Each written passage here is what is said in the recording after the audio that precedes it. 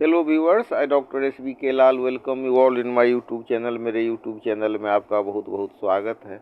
यह वीडियो बच्चे और बुजुर्ग दोनों के लिए एक खास दवाई है जिससे दोनों को फ़ायदा मिलता है। अब हम बच्चों में देखें तो उसका जो विकास होता है उसमें सेल सब ज़्यादा बनते रहता है, और वृद्ध की बात करें तो उसमें जो निर्माणात्मक प्रक्रिया है वो कुंठित हो जाती है। और कभी कभी हम देखते हैं कि वृद्ध में भी बचकाना आचरण होता है, तो वहीं पर बच्चे का कई बार विकास समग्र गति से नहीं हो पा रहा होता है। तो आज हम वीडियो को पूरा देखें, अंत तक बने रहें। आज हम एक खास मेडिसिन का चर्चा कर रहे हैं, बेरेटा कार्ब का, और देखेंगे कि बेरेटा ग्रुप की और दवाइयाँ हैं जैसे Baryta mur, Baryta carb, Baryta iod. तो इन सब का भी कंपेरिजन करेंगे। साथ ही देखेंगे कि कुछ खास बीमारी में जैसे टॉन्सिल है या मतलब गांठ है तो या एड्रेनाइड है, तो उसमें हम और कौन कौन सी दवाइयों का उपयोग करते हैं, तो इन सारे बातों के बारे में है ये वीडियो। तो ये वीडियो बहुत दिलचस्प होने वाला है। तो हम सबसे पहले बेरेटा कार्ब के इंडिकेटिव सिम्टम्स सबको देखते हैं। हेम्योपैथी में बेरेटा कार्ब मुख्य रूप से शरीर के उन हिस्सों पर काम करती है जहाँ विकास रुक गया है या धीमा हो। इसे अक्सर बच्चों और बुजुर्गों की दवा मानी जाती है। तो बच्चों में यह तब प्रभावी होता है जब उनका शारीरिक कद छोटा रह जाता है और मानसिक विकास भी धीमा हो जाता है। ऐसे बच्चे देर से चलना या बोलना सीखते हैं। और बुजुर्गों का बचपना जैसे मतलब डिमेंशिया के सेंस में हम इसको कह सकते हैं कि जहाँ वे उम्र के साथ मानसिक रूप से फिर बच्चों जैसी हरकतें करने लगते हैं, तो उसमें बेरेटा कार्ब बहुत अच्छा रिस्पॉन्स देता है। साथ ही जो वृद्ध ऐसे हैं जिनको प्रोस्टेट से सफ़र कर रहे हैं, तो उनमें भी बहुत अच्छा फ़ायदा पहुंचाता है। तो आइए हम टॉपिक वाइज इसको सब टॉपिक में बांट देते हैं। जैसे ग्रंथि की बात करें तो टॉन्सिलाइटिस, बेरेटा कार्ब का सबसे बड़ा लक्षण बार बार टॉन्सिल पकना है। जरा सी ठंड लगते ही टॉन्सिल में सूजन आ जाती है जिससे निगलने में बहुत परेशानी होती है। तो सूजी हुई गांठें गर्दन, गले या पेट की ग्रंथियों का सख्त हो जाना और बढ़ जाना इसका लक्षण है। फिर है रोगी अजनबियों से बहुत डरता है। बच्चा अजनबियों को देखकर छिप जाता है या रोने लगता है। रोगी को लगता है कि लोग उसे देख रहे हैं और या उस पर हंस रहे हैं, जिसके कारण उसके आत्मविश्वास में भारी कमी होती है। तो जब बच्चा को ऐसा लगे कि कोई हंस रहा है तो हम ही पर हंस रहा है, या बुजुर्ग में भी ये लक्षण हो, किसी को हंसते देख करके मन में ये भाव आ जाए कि हम ही पर हंस रहा है, तो बेरेटा कार्ब बहुत ही समुचित दवा हो सकती है। फिर हम शारीरिक लक्षण की बात करें तो ठंड के प्रति संवेदनशीलता देखने में ज़्यादा मिलती है। रोगी को बहुत जल्दी ठंड लग जाता है, पैरों में पसीना आता है जिसकी गंध बहुत तीखी और ख़राब होती है। चीज़ों को भूल जाना, छोटी छोटी बातों को समझने में असमर्थता, बुजुर्गों में हाई बीपी होना, धमनियों को सख्त हो जाना, बूढ़े व्यक्तियों में प्रोस्टेट ग्रंथि का बढ़ना और पेशाब बार बार आने की समस्या में बेरेटा कार्ब बहुत फ़ायदा करती है। आमतौर पर इसे 30 या 200 के पोटेंसी में उपयोग किया जाता है, लेकिन इसको डॉक्टर के सलाह से आप इसको ले सकते हैं कि कई बार जो अलग अलग डॉक्टर का अलग अलग स्टाइल होता है, और कई बार वृद्ध जो व्यक्ति होते हैं उनका वाइटल फोर्स कमज़ोर हो जाता है, तो उस कंडीशन में हम 6 से शुरू करते हैं और फिर धीरे धीरे पावर बढ़ाते हैं। अब हम समझते हैं बेरेटा कार्ब और बेरेटा म्यूर में अंतर, या किस आधार पर हम दोनों में से किसका चयन करें। तो दोनों का आधार बेरियम ही है, लेकिन हेम्योपैथी में इनके कार्य क्षेत्र और लक्षणों में महत्वपूर्ण अंतर हम देख सकते हैं।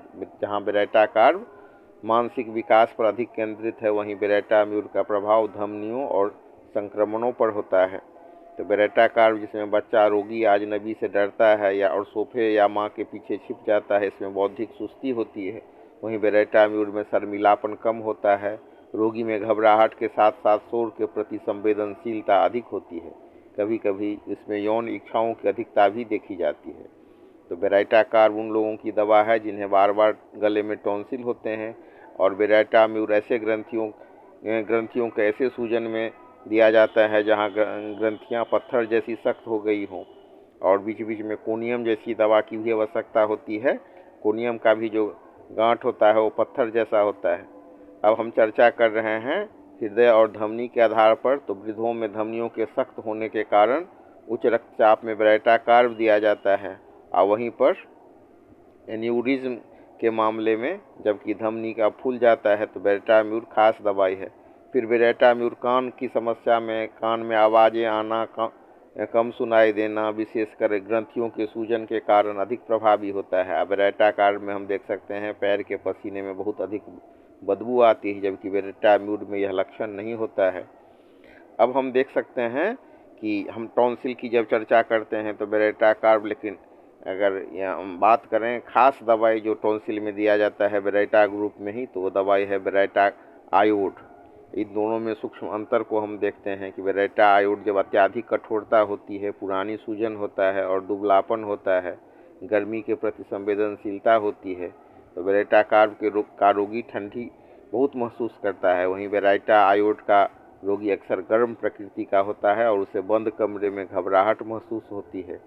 अब हम देख सकते हैं कि बेरेटा आयोड विशेष रूप से उन बच्चों के लिए रामबाण मानी जाती है जो मानसिक रूप से तो कमज़ोर हैं, लेकिन साथ ही उनकी ग्रंथियां इतनी बढ़ जाती हैं कि उनकी सुनने की शक्ति या बोलने की स्पष्टता पर असर पड़ने लगता है।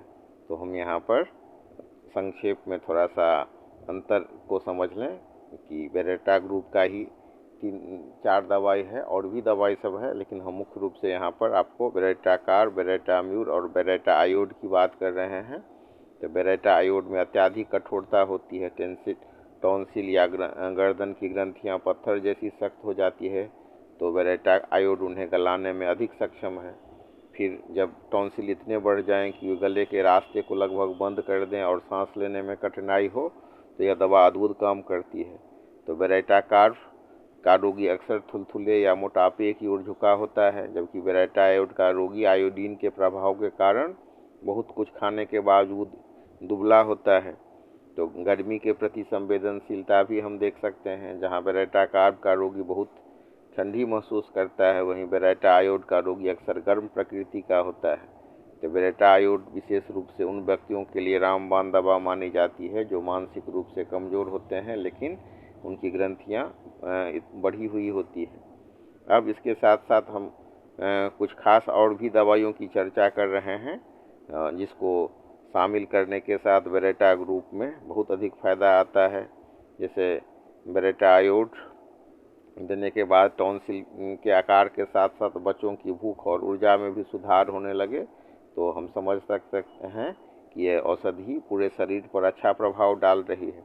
इसके अलावा जो कान का संक्रमण हो तो काली म्यूर को पर्याय क्रम से देना बहुत अच्छा होता है बेरेटा आयोड के साथ ही अगर मतलब एडिनोइड का मामला हो तो उसमें काली म्यूर के साथ साथ जो मैंने बेरेटा आयोड के साथ साथ उसमें एडिनोइड में एग्रेफिस एन जैसी दवाइयाँ देते हैं, तो बहुत सफलतापूर्वक फ़ायदा होता है। और खर्राटा और मुंह खोलकर जो सोने की आदत होती है बच्चों में, तो इसमें हम बेरेटा आयोड के साथ साथ अगर एग्रेफिस एन दें तो बहुत अधिक फ़ायदा होता है और रात के नींद की गुणवत्ता भी सुधर जाती है।